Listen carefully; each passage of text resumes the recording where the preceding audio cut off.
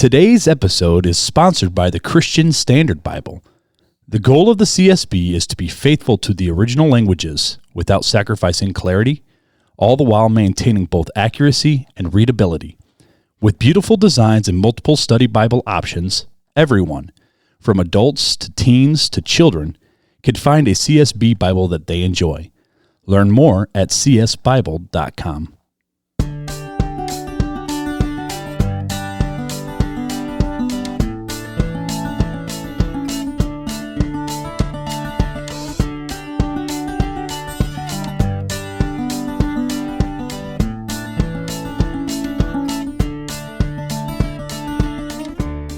Welcome to Real Talk Christian Podcast, where we drink coffee and have real conversations on faith, culture, and society. This is Mark Hyde.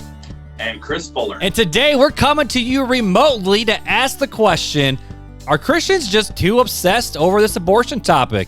Fuller, you ready to talk about it? Let's go. Let's go.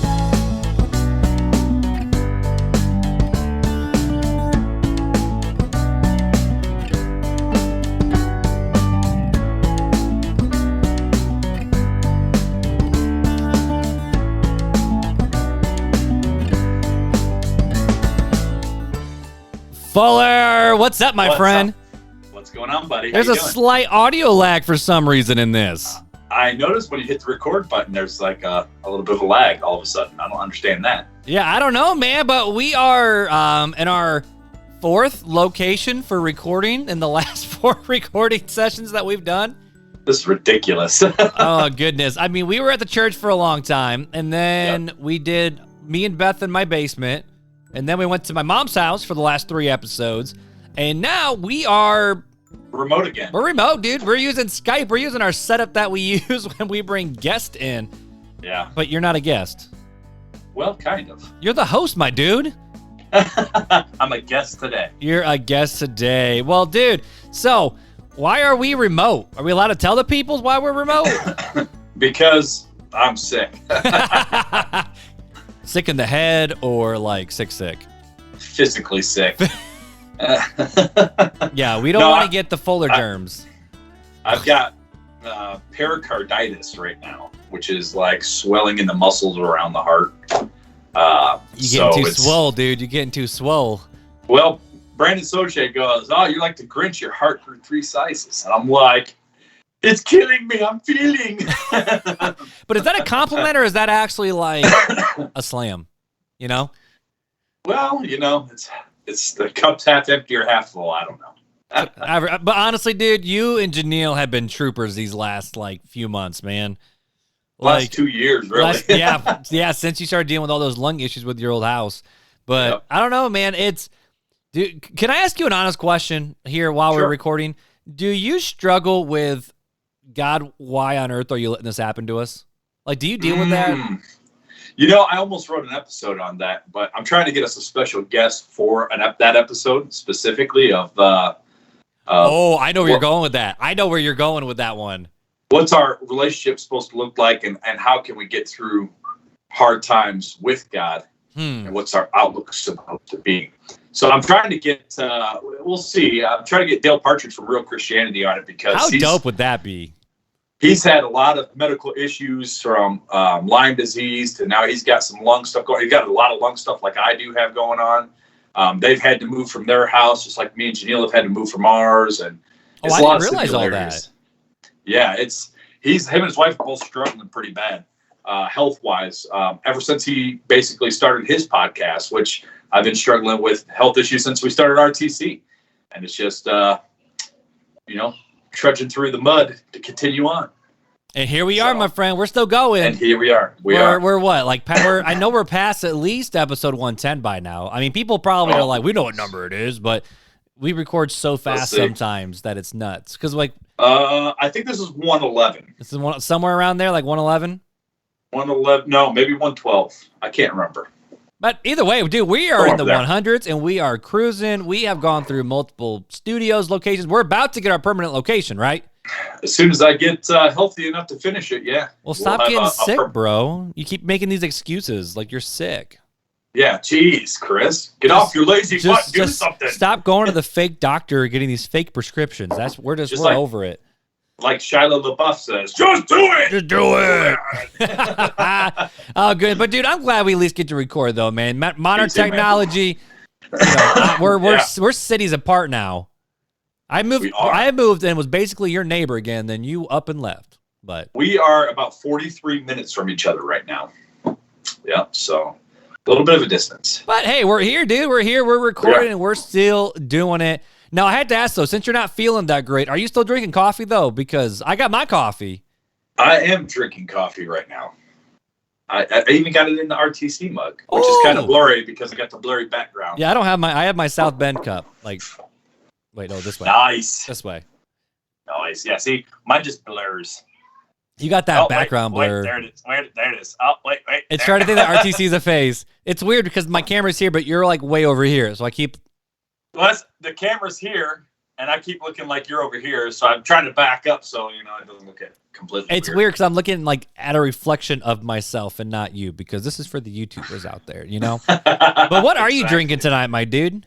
So tonight I am drinking a Kalamazoo Coffee Company, the Maple Walnut Ground.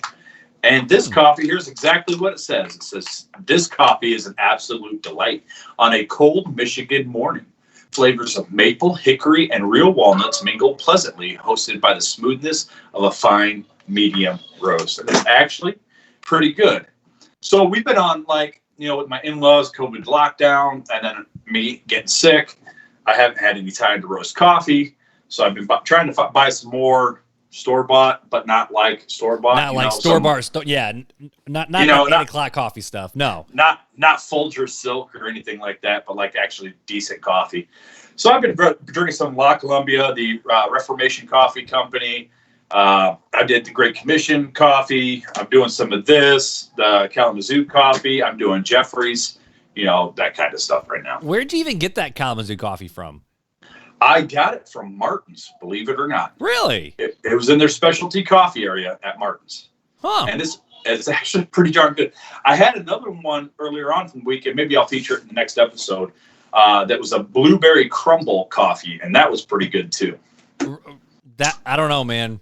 I'm not a big flavored coffee guy. Like I'll do maple because it's sweet, Yeah. But typically, I'm not either. But these kept, the blueberry crumble. Janelle loves anything blueberry, so that's true. I was like, all right, well, I'll get her this, and I tried it. And I'm like, it's actually pretty good, and the aromas it gives when it's brewing is really, it was really nice and sweet. And I'm not a blueberry fan, but it's pretty good. Which did you guys get to go to Blueberry Festival this past weekend, or did you guys not make it out?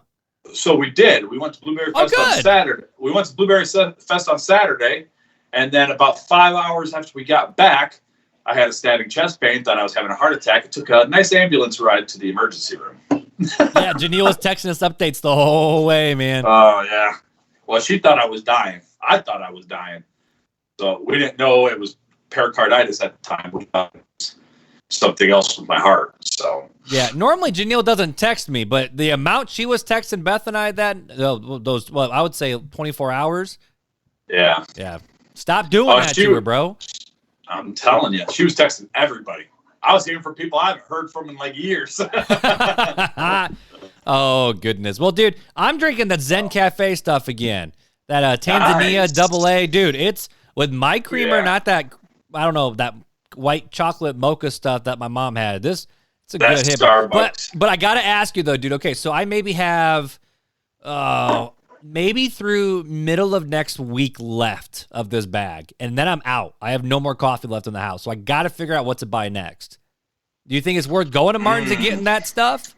Try that Kalamazoo coffee? I think it's worth it. Okay. I think it's very good. And it probably doesn't cost as much as what I'm buying these other, bougie micro roasteries.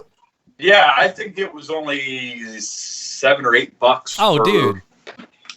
It's a 12-ounce bag. Yeah, this bag was like $20 the last 2 bags were $20. Well, that's basically what I've been doing. I've been buying that, you get a pound for $18 type of coffee. Yep. But the problem with buying that is you got to order it and then you got to wait, a few days to a week to get it. And I was out of coffee like then. It was either I'm drinking the nasty Aldi coffee or I'm going to pick out a coffee. So I picked out like 4 different bags of coffee. So I had like 4 pounds of coffee. So you were good. I'm good. And good thing I did, because then I got sick. And so I was like, okay, well, I had ordered 2 bags from three bags from Jeffrey's. Oh, what? I thought you just ordered the one. I ordered 3. No, I ordered 3 more bags. I ordered that Jamaican Blue or Jamaican Me Crazy stuff again. Yep. I ordered their Mickey Mouse blend. No, hold up. What? Yeah, there's Mickey Mouse blend. And then I got a caramel mudslide, which is pretty good. Caramel mudslide from Jeffrey's. Mickey Mouse. Wow. Yeah. Okay. Well, I mean, it makes sense, though, that the Fullers would have a Mickey Mouse coffee in their house. Let's just be honest. Well, you gotta. And you know what? I saw something the other day.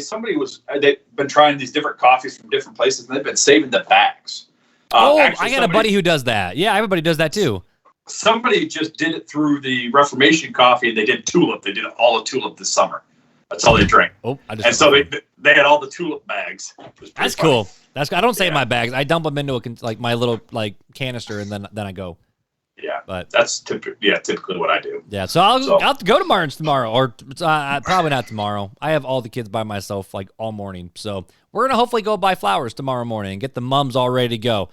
May God have mercy on your soul. Right? Yeah, definitely. But we're gonna get the yellow mums because Notre Dame football season, so we have to have our yellow mums in the front yard. So got the game tomorrow on Peacock. That's right. I got Peacock. I'm ready. I did too. well, I already had it, so I'm good to go. It's Toledo. It's gonna be a butt whooping, but it's gonna be okay. You can only watch it if you paid the $5. Did you pay $5 to watch it? Even if you can't watch it on the free. No, I have Peacock through Xfinity. Oh, perfect. So I think I'm good. If not, I'll pay the $5. Yeah. Well, that's why I didn't have it. So I was like, I'll pay $5 to watch it. I'll pay $5. Right, exactly. It's just and done. I did that last year for the Duke game. Well, hey, before we jump into the conversation, we got a review to read, dude. We had another one. This is our 50-second review on Apple Podcasts, which is awesome, which is great because I know Spotify's growing like crazy right now. And for some reason, our Pandora listener base is growing too. Awesome. But this is from Grace Grand Claire, and she says, I'm going with she. I know we're not supposed to use it, but I'm going with she because I think this is a she. It says, you guys are so amazing and inspiring. I actually just reaccepted Jesus into my life, and it is so amazing. I love your podcast, and I use them to work out too. Well, wow. Grace, I'm glad we get to join you on your workout adventures because, your boys ain't working out right now. Wait, breathe. Now push up, hold, now push down. And then push up and hold. Is that did we just work out for the episode? Was that our workout? The way my lungs are right now, that was a workout. That's true. The only lifting I do is lifting the Lord's name on high. That's the only lifting I do. Lord, I lift your name on high. There you go. Well, dude, should we get into the conversation? Let's go, buddy. We are going to talk about a super hot topic issue that has been going nuts in the social media world for about maybe the last month or so. Just because it's been crazy. So just because of the Texas ruling, I mean, now let's be honest though, abortion is a conversation that comes up in every election cycle. It comes up, it seems like at least in a major, news cycle, at least once a year. But now with Texas, what is the official language? It's the fact of if a baby cannot be aborted if a heartbeat is traced, which is like 6 weeks, right? I think something like that, yeah. Something like that, 6 weeks. Yeah, I can hear your kids in the background. I'm about to hear mine because mine are about to go to bed too. I love it. I love it. But this conversation around abortion, I feel like us as Christians, I know there's some Christians that have different views on, okay, it's better just to have legalized abortions because we're at least taking care of moms rather than these back alley ones. But as a whole, as a collective, I mean, I would say most Christians believe in the sanctity of life and believe that abortion in and of itself is not necessarily good. But I would think most people would believe that abortion is wrong. I mean, I grew up believing it was wrong, so I didn't know anything else. I mean, is that the same way you grew up too, though? Yeah, I mean, I always grew up thinking that or being taught that abortion was wrong because we're killing babies. So, I mean, yeah. Right, and that's it. We're killing babies, and that's kind of just where most people are like, that's just where the buck stops. But we talked about this in the personhood theory conversation. We talked about this in the made in the image of God conversation. Of so many people want to wrestle with what makes a person, And I think that's where a lot of this, that's where part of the conversation lies. But then the other part of the conversation is more the fact of a woman's right to privacy to do with her body whatever she wants to do. And abortion care is reproductive and it's medical care. So, now when I watch TikTok videos and I'm watching Instagram reels and about all these different videos about abortion, it seems like right now the calling card against Christians is the fact of we hate women. We're a bunch of white dudes sitting around a table talking about a woman issue that we have no business talking about. It's just a clump of cells anyways. And at the end of the day, isn't it better just to not even bring a baby into this broken world if a mother can't take care of this little one? Like, it's better for it just to not even be here. And I see all these videos, and so much of the argumentation is behind a woman gets to choose what she wants to do with her own body. And then the other side of the conversation is just, it's not even a human. So why are we even, why are we splitting hairs over this? And I wanted to check because I did some research on Margaret Sanger, which I know who Margaret Sanger is, founder of Planned Parenthood.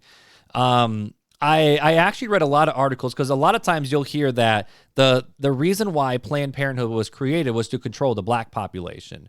And the reason why Planned Parenthood is mostly in black neighborhoods is because of that reason. But I actually was reading an article from the National Public Radio, NPR, and they actually did a whole investigative study after Ben Carson said stuff like that. And a lot of those claims are apparently not fully true. Hey, Chris, you still there? Uh-oh, I think we just lagged out. I think we just lagged him out. Uh-oh. Let's see if I can get him back in here. All right, dude, Fuller, you're back. All right, Fuller, you back? I'm back. Dude, you were gone for like 15 minutes. I don't know what happened. I don't either, man. You guess it said low connectivity, and then like everything was showing that everything was working, and it just wouldn't let me receive any. Like I kept hearing your calls try to come back through, and it wouldn't let me accept it. It would only let me end the call. It wouldn't let me accept the call. That's odd. I'm like, what the heck's I was going talking, on? and then all of a sudden I'm like, I think Fuller's froze, and I'm like, how am I supposed to keep these people entertained until Fuller reconnects? And then I'm like, I'm just gonna pause. So audio, we're back. YouTube, I'm gonna splice it because I've literally been chilling here for like, I don't know, 15 minutes, just hanging out. But Fuller, where we dropped you, we just finished the Margaret Sanger quote. No woman can call herself free who does not control her own body. And, I know you know who Margaret Sanger is, the founder of Planned Parenthood. And there's a lot of controversy around the founding of Planned Parenthood when Ben Carson made the comment of Planned Parenthood was just designed to kill black people and control the black population. That's why most of them are in black neighborhoods. But I was actually reading a review through the National Public Radio, NPR, and they went into all the claims, and they're like, okay, let's see what this actually says. And they found more Planned Parenthood in more astute white communities, and that it wasn't designed to control the black population as much as it was that people who needed the help to have safe abortions, that's what it was designed to go towards. And I don't know if you've heard of anything different or what you've heard from that is. I've heard that it traced back a little bit further, and that Margaret Sanger drew her inspiration actually from the Nazi regime and what they were doing with the experimentations on Jewish people. And I read that, but I think Margaret Thatcher wasn't she before that? I know Nazi Germany had high views of Margaret Sanger. I thought she was after Nazi Germany, because I didn't think she was around until the 60s or 70s. Look it up for me, because my laptop. Yeah, don't touch your phone. I'm not touching my phone. Yeah, no. Margaret Sanger, she was born in 1879. So she was already practicing by the time World War II came around. And I know Nazi Germany had a lot of good things to say about her, but she wasn't necessarily a Nazi either. But we do know at the end of the day that Planned Parenthood was designed around this quote of no woman can call herself free who does not control her own body. And a lot of issues that go around abortion is just the fact of it's my body, it's my choice. So if I'm the one who got impregnated and I have this thing growing inside me and I want it to stop, that's my choice to make it stop. Right? Well, no, because the way you're making it stop is by destroying somebody else's body. So it's no longer your body, your choice. It's your body that's another body's growing in, so you destroy another body to save your body because you whatever reason. Right. The only control they should have is whether or not they open their legs. That's their body, their choice. And that's what I've always said too. and so maybe we'll segue off the notes and just chat. You know, like I talked with friends and I said the same thing. I should back up because there is cases of rape and stuff like that, and I'm not trying to throw a blanket statement. I guess I'm gonna recant my statement that I just made. But the common reason for abortions are sex. Like that's what it is it's an unwanted pregnancy. That's what they call them. It is right. Yes, but I'm not trying to say that every woman has control over keeping her legs closed, because obviously in a rape situation, this is not the case. So I recant on my statement is what I'm saying. And I know people appreciate that.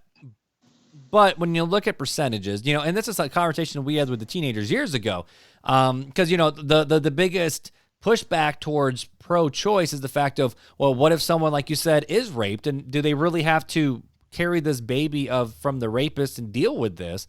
I've also heard of the conversation of, why do we feel like we have to control every little aspect of someone's life? I've heard, what about the deaths from bad abortions? Because abortion has been going on for centuries and millennia. Right. I mean, it's like, they used to hear the back alley abortions with the coat hangers and, trying to rip these babies out.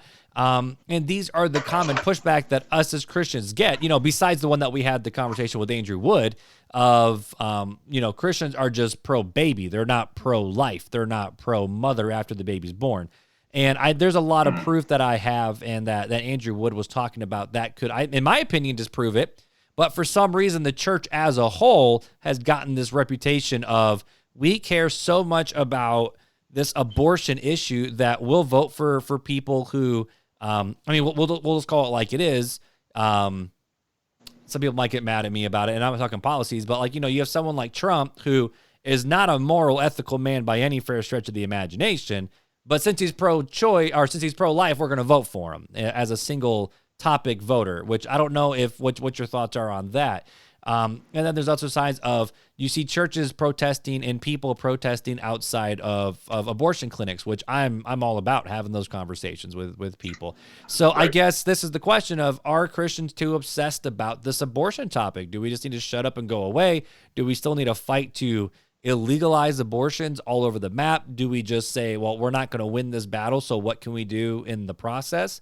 Like, these are thoughts that I think Christians are wrestling with, but I also see a lot of Christians celebrating, and me too, the decision that was made down in Texas.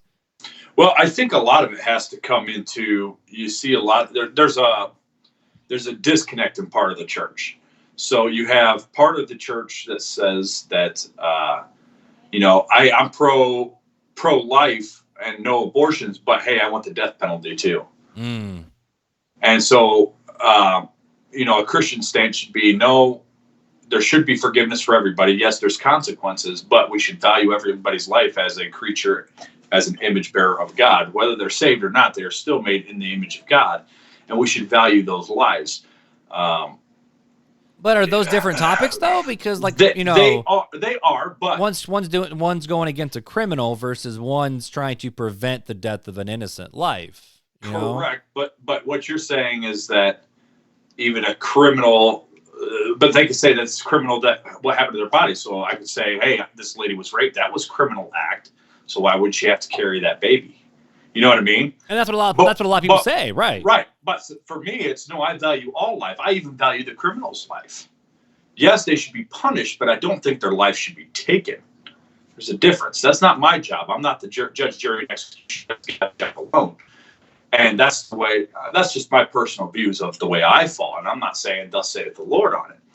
But for me, in my household, that's why we value life as a whole, not just baby form. Mm-hmm.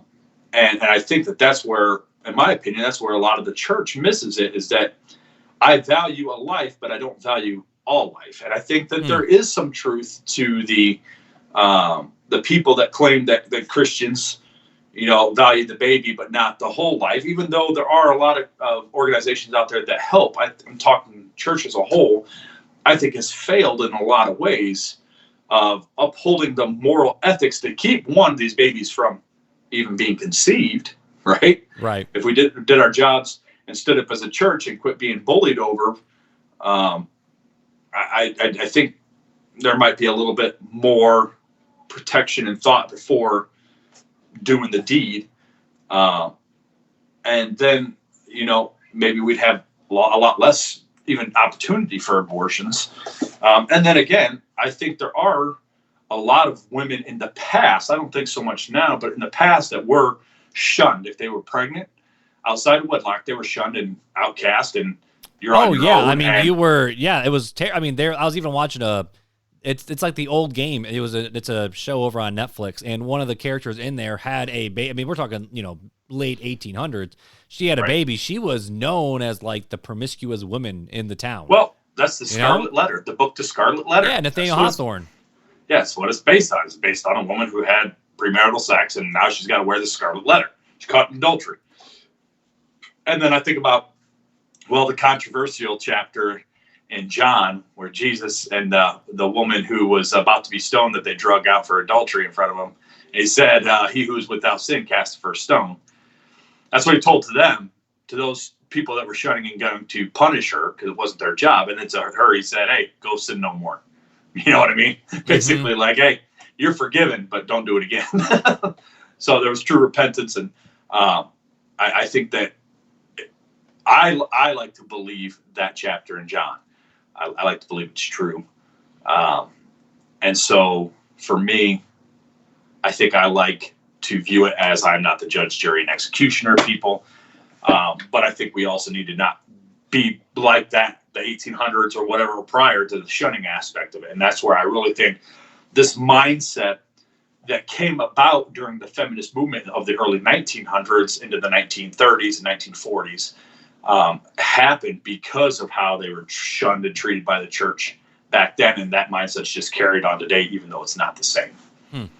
So that's my opinion. Yeah. And I don't want to go down too far down the road of what the church has done since, because I know we had that conversation with Andrew Wood a little bit, but focus on abortion right now. And in your opinion, do you think we should keep fighting for laws to outlaw abortion? Do you think we should keep fighting to protect those innocent lives? Or do we just, I don't want to say roll over because that's not the right word, but do we just say, look, we're never going to change the laws, but what can we do to love our neighbor in this regard? Like I think that's where the hairy issue gets is at what point do we as the church cross into the political sphere versus cultural sphere versus biblical sphere? And it's messy.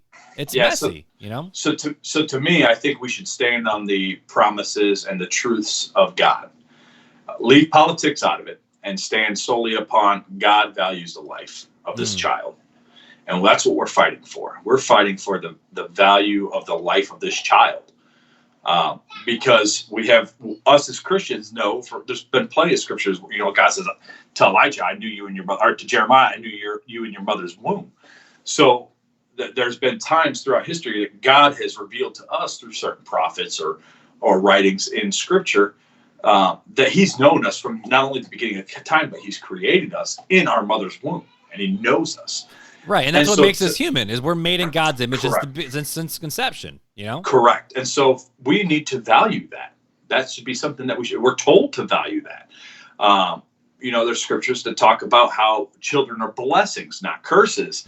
There's all these scriptures about it. And so for us, I'm not standing on anti-abortion as a political stance or a moral or ethical stance. I'm standing on it as hey, this is a biblical. It's always going to be biblical for me because that's my mindset and that's my goggles in the way I view the world. Right. But that goes to it. It's your Christian worldview, that all humans are humans. And this is where the conversation bleeds into euthanasia as well, because if we're talking what makes a human, is it brain activity? Is it the breath? Because people want to argue Adam wasn't a human, and so God breathed the breath of life into him. But that's what started the human race. That's what happened. That's not prescriptive. It's descriptive. But, so many people want to have these arguments of when is a human, and that goes back to our worldview. Well, I have to look at it as it's at conception, because that's what the Bible hints to. Right. That's the way I've got to view it. And so because I view it that way, I don't stand against for political reasons. I stand against for biblical reasons, for God's reason. God values that life. He created that life. I need to stand not for God, but with God and trying to protect them.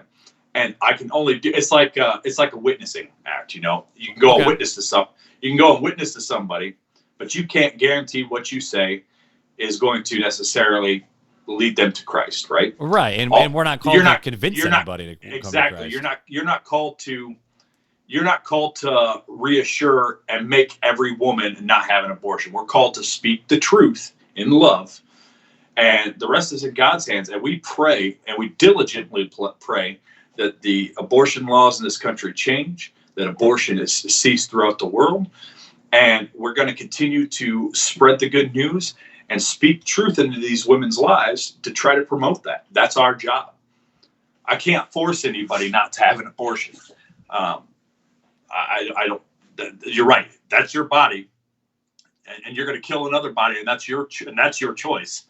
So it's your body that the baby's growing in. That's fine. Yeah, you had premarital sex, so that was your body and your choice, and then your choice is whether you're going to murder or not. Right. I mean, that's basically what we got to say, because that's what it is. You already screwed up your body by having premarital sex. Whether conception has happened or not, you screwed up your body because you were never meant to have sex outside of marriage. Right. You made that choice. You screwed up your body, but now you're trying to make a choice over somebody else's body. Well, where's their body, their choice? Because now you've ruined it. And it's funny to me that the same people that are saying this, my body, my choice, is also the same people that are the ones that are all in support of everybody being mandated vaccinated. And not to bring up vaccines, it's just a correlation that, hey, it's my body, my choice, unless it comes to something that I want you to do, and then it's my choice, your body. So I guess here's the question: where does this stem from? I mean, for me, it sounds like it stems from selfishness. This is what I want over what you want. And it also comes from our worldview, because at the end of the day, like, if we want to go back to consistent worldviews, if we believe in evolution, survival of the fittest, that, you know, we're here by, you know, I don't want to say just chance, because no one believes that, but basically we're here, but there's no end in sight. The end is just to make this world a better place. Well, of course, you know, if a baby happens to get killed, it doesn't really matter, because it doesn't matter what happens anyways. It's the Linkin Park song, you know? Like, in the end, it doesn't even matter. But for us, for Christians, where it's like, no, that's an actual human life that's made in God's image, so therefore we want to protect it. Now, us as the church need to step up and say, okay, you need to have this baby. Not you need to have it, but, you know, this is a real human being, and we want to come alongside you to help you in this, because it is hard. Parenting is really hard. Right. You know, you got 3, I got 7. It's not easy. Right. But it goes back to our worldview, if we want to trace that worldview back, of if we believe in survival of the fittest and that it's okay, well, then euthanasia is not really that big of a deal. Well, in all honesty, this is where it gets really bad. If we believe that survival of the fittest, again, and evolution, and we're just, we're just animals out there, rape doesn't even matter. Murder doesn't even matter. Thievery doesn't matter.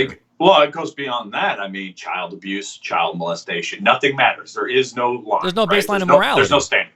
There's no standard. So it's all survival of the fittest. So if I can overcome you and overpower you, then I get whatever I want. Right. Because that's what survival of the fittest is. And we see that in the animal kingdom. You know, the strongest one just beats up on the little one.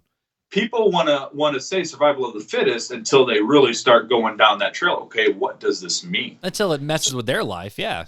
Right, because that means murderers go free. It was survival of the fittest. They were stronger than the person they killed, so they deserve to die. That's the nature of law, right? Well, wrong. That's not the way we see it, because we have a biblical worldview. And really, truthfully, that's not the way a lot of people see it, because they would hate to live in that type of world. They want justice. They look at this, all the Black Lives Matter. It's a cry for justice. 100%. It was all a cry for justice. And that's what they say. They say that's okay to cry for that justice, but it's wrong and unethical for Christians to cry for the justice of babies. And all we're asking for is the abortion clinics to be shut down. That's all we're asking for. We're not asking for people to go to prison and taking people's lives because we're upset and looting and burning and rioting, and we're not doing all that. Mm-hmm. We're standing outside just trying to speak the love of Christ into people's lives. Right. And I do want to read this because I think this would be a good time to read this. I have a book here with me.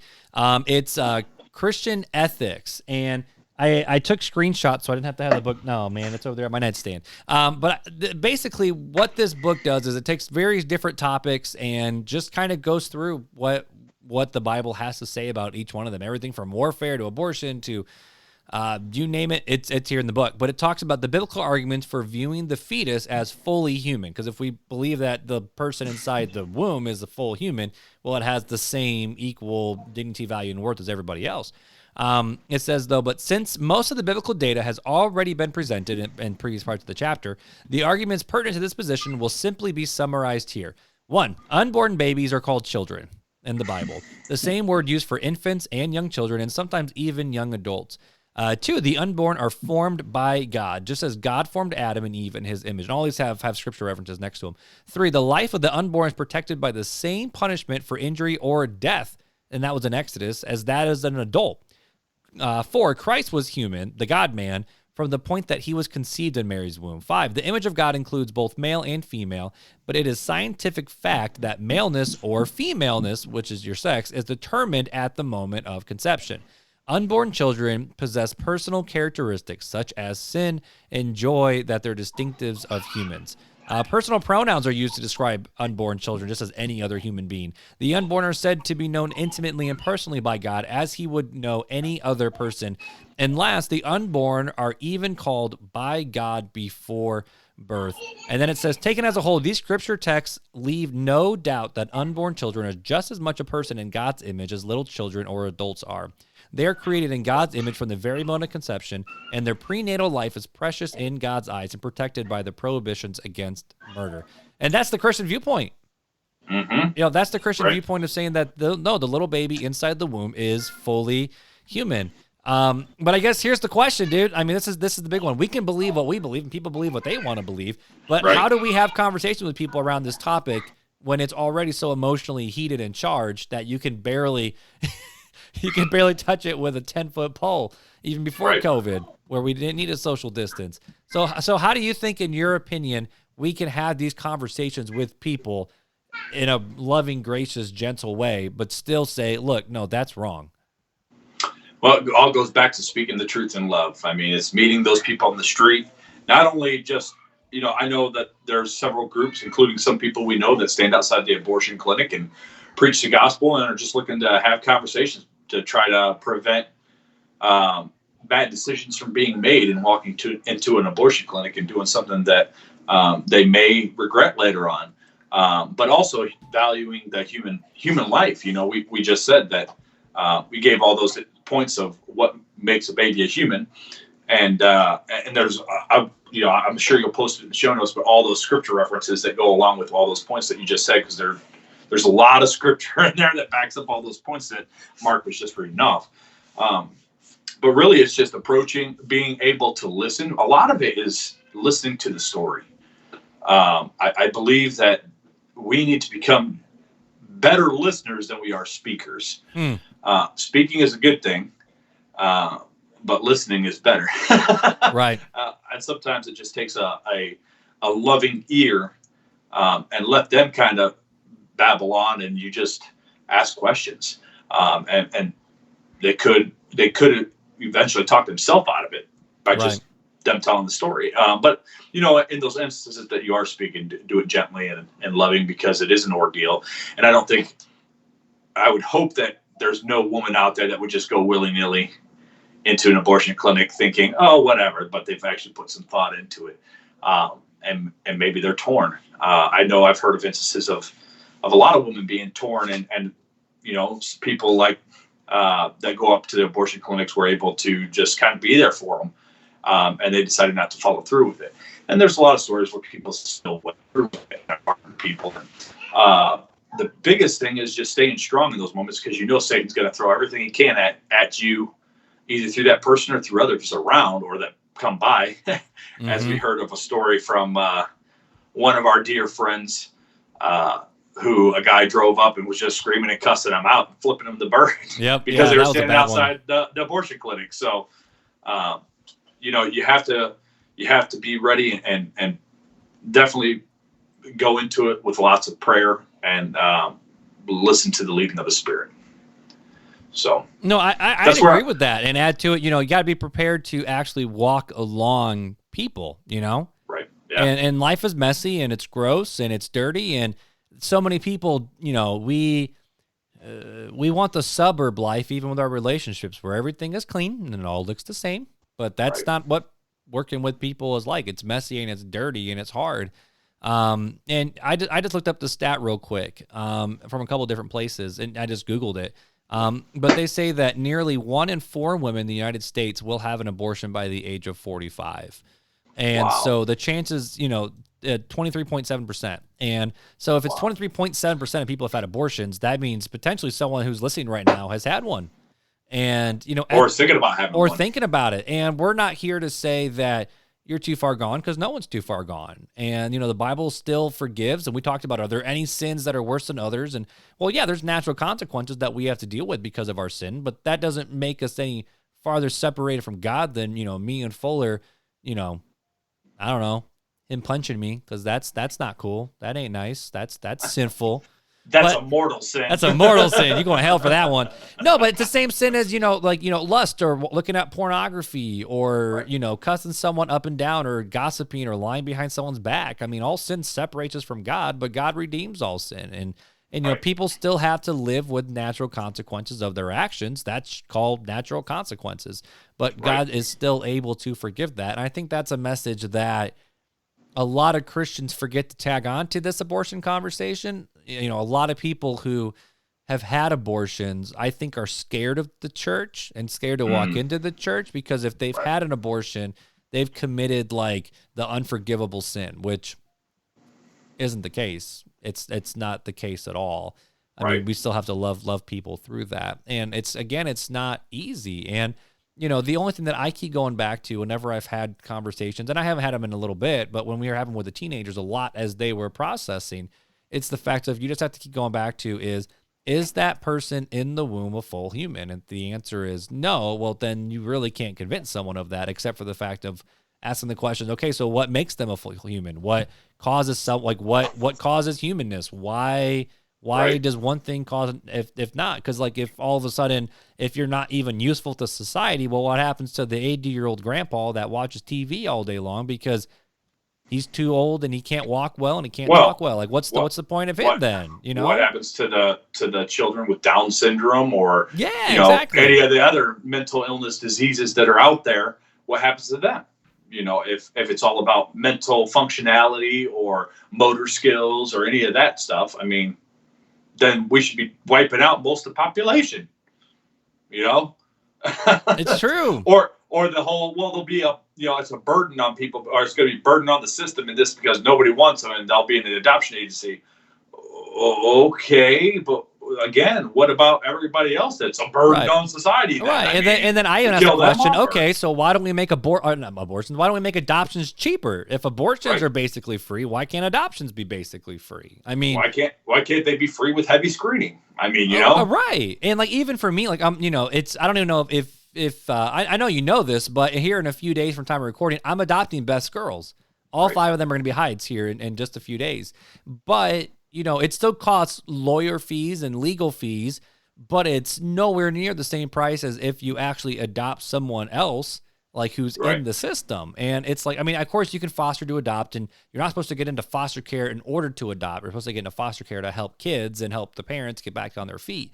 But, so many times I feel like, people want to adopt from overseas and spend $40,000, or even here locally, if you do in-house, well, not in-house, that's not true. In the country, it's what, $22,000, $23,000? It's expensive, cash. That's not insurance, that's not nothing. So it's it's so expensive to adopt kids that people want to, but you have to have the cash to do it. Right. But then it's so easy for someone to just have an abortion too. And so I feel like the system itself is even broke in that regards. Oh, definitely. Yeah. I mean, when you can go get an abortion for free, but you can't adopt a kid. I mean, $22,000 to adopt a kid, there's a problem with that. Mm-hmm. It's a broken system. Yep. Well, hey, dude, I got one more question before we end this conversation, and it's a question that is a fun question to have. And the question is and I'll use a different word, but is abortion, or what a lot of people like to use too, is terminating a pregnancy. Is it ever okay for someone to have an abortion? This is a rocky question, even in the church. Okay. Depending on who you ask. Yep, that's true. My opinion is no. That's my opinion. I think if the child's going to be special needs, God's putting that child in your life for a certain reason. If it's a rape case, if you're a Christian, I don't want to say God allowed it to happen for a reason, but I mean, we're Calvinists, so we believe God's everything's sovereignty. laid out for it. I mean, God's sovereignty allows everything. So, whatever God's reasoning behind it is, we have to hold on to that, even if we're going to be, if you're going to give the baby away for adoption or whatever. But I think every human life is created by God, and that there is never an instance that it's okay to terminate the life of a child. And see, I think there is, though. I actually do think there is. And I would have said the exact same answer, except for about, I don't know, maybe 4 or 5 years ago. Some friends of mine, they were pregnant. Baby number 3, they were super, super excited, but they found out that the baby was growing in her fallopian tube. Mm-hmm. And it wasn't one of those situations where, okay, you can carry the baby full term and it might not make it, or there's a chance of you having some complications. It was, if this baby grows past 20 weeks, you will die, both you and the baby. And so it was one of those things of, like when you're I've heard the same illustration of on the battlefield of, if there's 2 lives and you can guarantee save one, but you can't save the other, you always have to choose the one that you can save. Now, even that, there's always risk. Like, there's no question. It's called triaging. Right. Is what it's called. Triaging. I don't know that word, actually. Yeah, it's called triaging. Yeah, you go and you assess the situation and you determine, hey, is this person a 1 survivability rate or a 5? If they're a 1, you leave them to die and you go work on the 4s and 5s. It's called triage. And that's what it was with this mom is, it could be, I mean, it was one of the hardest things I had to walk through this couple with. And, but that's what friends are for, was to come alongside each other in the middle of all that. I mean, it was hard to walk through that. But they still celebrate that little baby's life. And I don't want to say that they chose the mom's life over the baby, but it was the fact of she could live and the baby not, or they both would die. No questions asked. Like, there was not a conversation. So that's a different circumstance. That's a special and that's why I tricked, and that's why I did that little fun little word switch on you. Is it ever okay to terminate a pregnancy? But I'd say if you're just pregnant and you're just going into abortion clinic, like, it's perfectly healthy, I'm fine, I just don't want it, so I'm gonna get rid of it. Like, that's not ethical at all. To me, if you're gonna lose 1 life or 2 lives, I mean, I don't know. That's a big one. That's a toughie. It's a toughie. I would probably, if it was Janelle, I would have probably made the same choice. And but this is the difference of, it was not an easy choice. They had to grieve that choice. It wasn't. Yeah, I think that's a special circumstance. I don't think that's the norm when we talk about terminating a baby. That's not what we're referring to. But yeah, that's a tough one.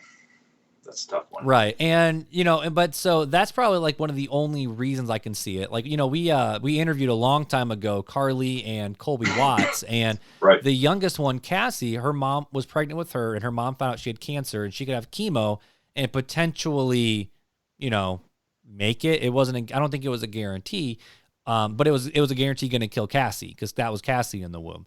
And she's like, no, I know, like, there's a chance that I could beat this cancer on my own.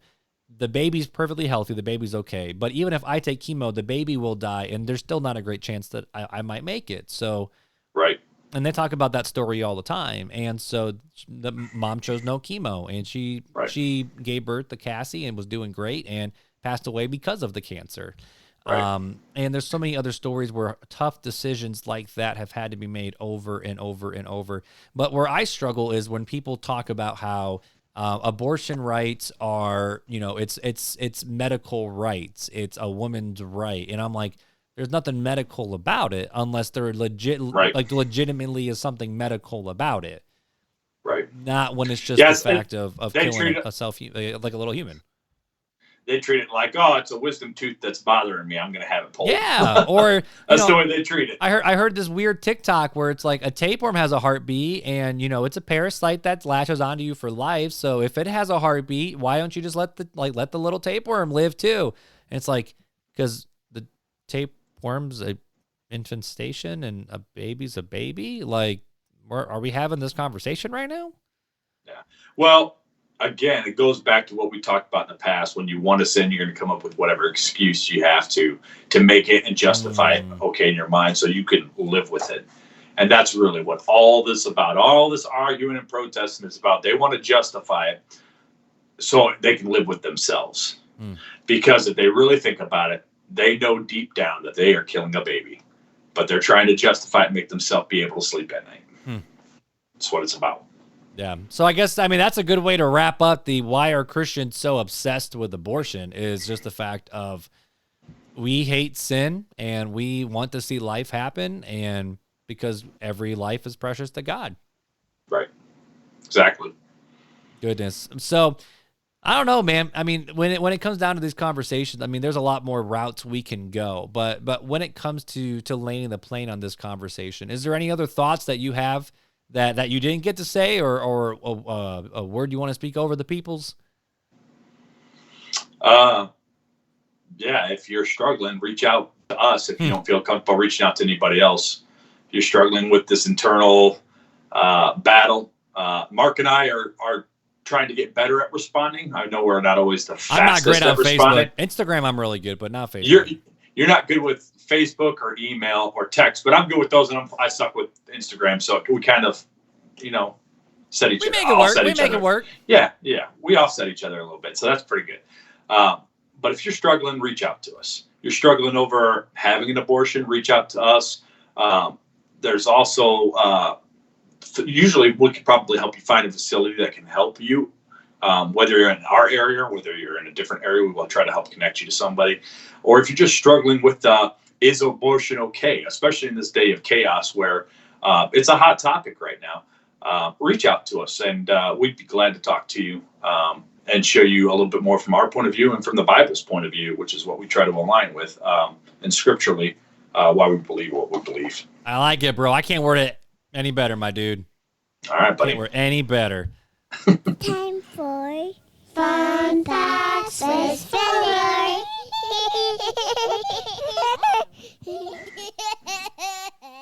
Well, dude, you heard the laughs. The kids are in bed behind you. But do you have a fun fact to end this conversation on, my friend?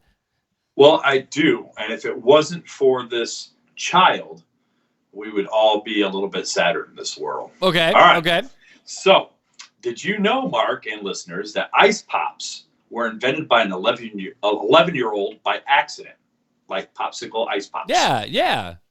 So, in 1905, the 11-year-old boy named Frank Epperson left soda powder and water outside overnight with its wooden stirrer still in the cup. The mixture had frozen in the chilly nighttime weather, and so the epsicle was born. He sold the treat around the neighborhood at nearby amusement park and even patented the recipe. Years later, he changed the name to Popsicle because that's what the kids called their Pops concoction. That's really neat. Yeah, I never knew that, actually. Came up with popsicles. And since then, he's become I don't know if he became a millionaire. I'm curious. Yeah, I don't know. But I thought it was very interesing. Frank Epperson. And now that's like the biggest treat that we all have every single summer. Now, here's the question, though. When you're sick, you got to have That's true. Now, here's the question. Do you enjoy a popsicle on a stick or like the freezy pop thing in the plastic tube? Plastic tube, man. I want the plastic tube. Oh, yeah. After I mow, that's what I want. I want that, dude. After I mow, every time. I keep them at the freezer at work, so when I come down from working on the hot furnace, I can have a couple popsicles. You have keep popsicles at work? Oh, yeah. Oh, that's legit. They're like $3.99 for a whole. It's true. I mean, that was my college thing when I was a room leader. I just kept those in my freezer, so people would pop in, hang out, and then I would just chat with them for hours as we did freezy pops. Because, it was like, what, 10 cents a pop or something? 5 cents or whatever? It's cheap. It's very cheap. But either way, maybe we should start calling them epsicles and seeing what the kids do. Epsicles. Yeah, you want an I don't know. epsicle? You want an epsicle? You want a red one or you want a blue one? Yeah. Oh, goodness. Either way, guys, we are glad to be back with you guys for another wonderful episode of Real Talk Christian Podcast. Just like always, you can reach out to us at realtalkchristianpodcast.com.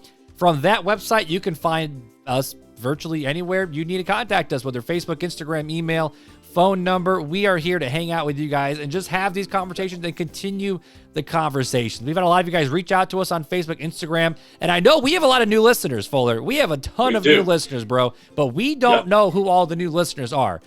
So feel free to reach out to us, man. We want to know who's hanging out with us, because if right now it's just a bunch of numbers on the page and we see how many downloads we get. That's pretty much it. So we want to hear from you guys, though. We want to be able to just hang out, have conversations, drink some coffee, and enjoy life together. Fuller, any other words before we let the peoples go, my friend? Yeah, but don't forget about the CSB study Bibles and the goatskin leather. Go ahead and check those out. CSB or Lifeway.com. Yep, I think it's csbible.com, right? csbible.com? Yeah, CS Bible. Yeah. Or Lifeway.com. Either way, Lifeway. We love Lifeway. Well, hey, Fuller, it's been awesome, dude. But hey, until next time, though, guys. Take it easy.